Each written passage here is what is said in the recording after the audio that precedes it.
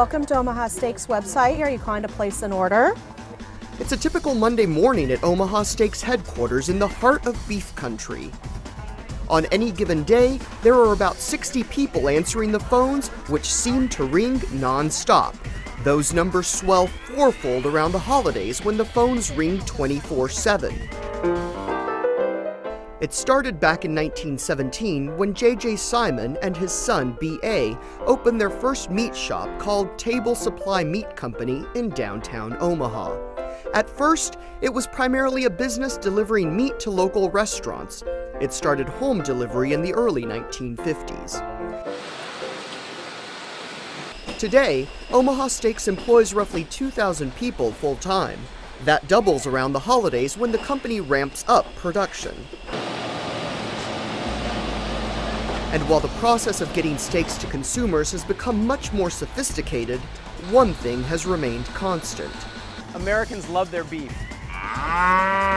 Todd Simon is part of the fifth generation running what's still a family business. But our typical customer will start out buying steaks from us, and then over time, they might order some steaks, some burgers, and a seafood, a poultry selection, and probably a side dish as well. So they could order 4 or 5 things when they make a purchase.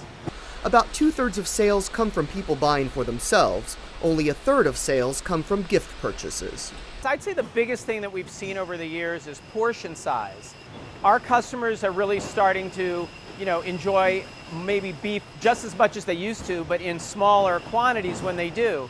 So back in the early days, we used to sell 12-ounce New York strip steaks or 16-ounce T-bone steaks as sort of our staple items. Today, our customers really love smaller portions like 5, 6, 7-ounce steaks, and typically filet mignons and top sirloin steaks are our most popular cuts. Omaha Steaks has 80 retail locations around the country and plans to open 5 more over the next year.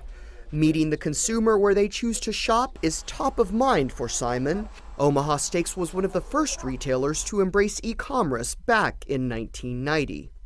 How has the explosion of e-commerce and purchasing online changed the business?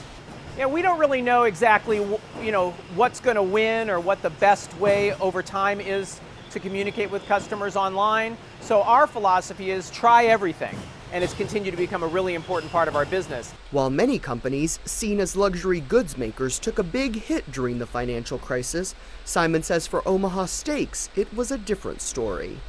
We're a little bit of an affordable luxury. So while somebody might not have been buying a new car or might not have been buying a new house, to spend $100 or $150 on 10 or 20 meals for your home is actually a pretty good deal. And when you look at it versus the cost of going out to eat, it's really an incredible bargain. Apparently a bargain that keeps customers walking in, pointing and clicking, and sometimes picking up the phone and placing an order.